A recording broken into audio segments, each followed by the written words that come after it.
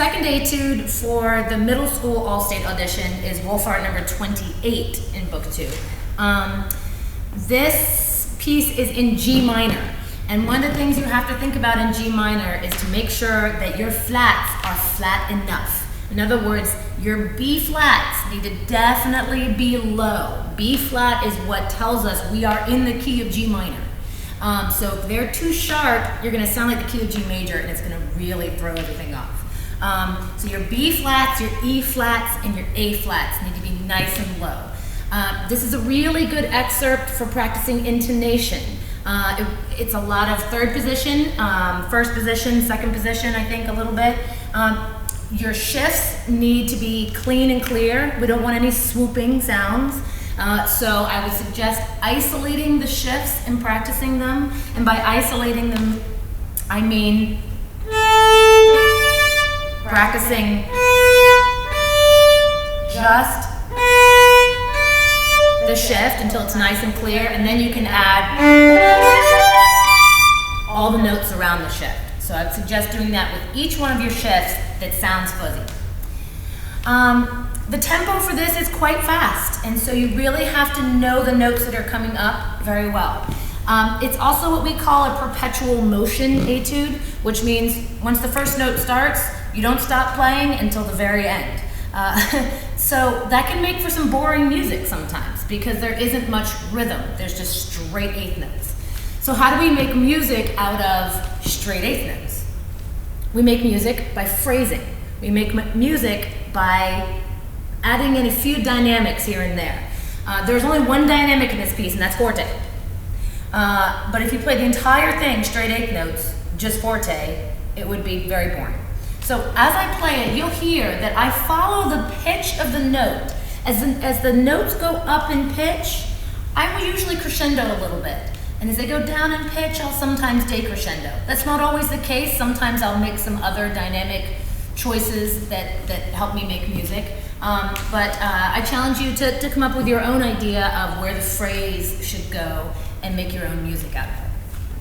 I'm actually going to play this excerpt for you guys under tempo. This is not the tempo that you should play it at the audition. I think at the audition you're supposed to play it at 126, and I'm going to play it around 100. The reason for that is I want you to be able to hear some of the intonation and hear how some of the phrasing I choose goes.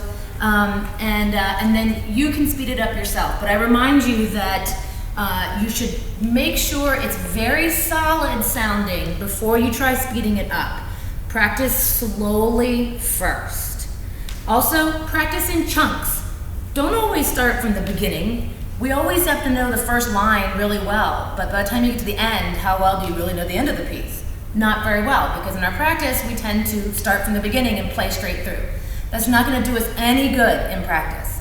You want to pick a couple of lines at a time, maybe 4 measures at a time, and practice those until they're solid, and then move on. Maybe each day in your practice, you say, I'm going to practice these 3 lines of music. I'm going to make them sound really good at a slow tempo. The next day, you practice the next 3 lines of music, very slow until they sound nice. And over the course of the summer, you practice each line, and you get them a little bit faster and a little bit faster, and then you start putting the whole thing together and playing through. Okay, I think that's about it for this. Now I'll play it under tempo.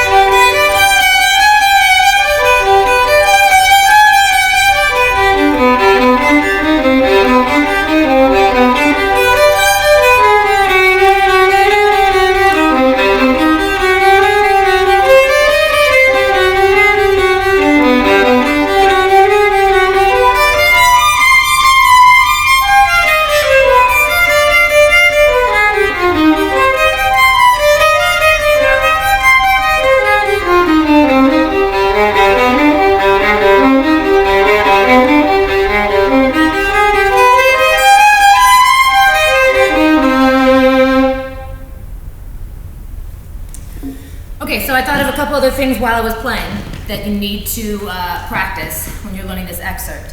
And that is, the beginning of every note needs to have a crisp, clear sound. If you don't have a crisp, clear sound, then your playing starts to sound like you're slurring when you talk. Now, I would not be easy to understand if I was slurring when I spoke. So it's important that when you play, you don't sound like this. Let me give you an example of how not to do it, okay?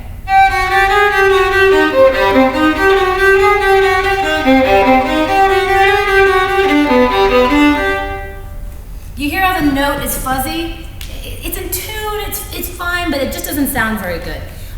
The key to making this crisp, clear sound at the beginning of every note is the key to a lot of good sounds in the violin, and that is the third finger, the ring finger on your bow. If your third finger on the bow is curved over the side of the bow, you're gonna have a very nice, crisp control of the bow, and it'll sound like this.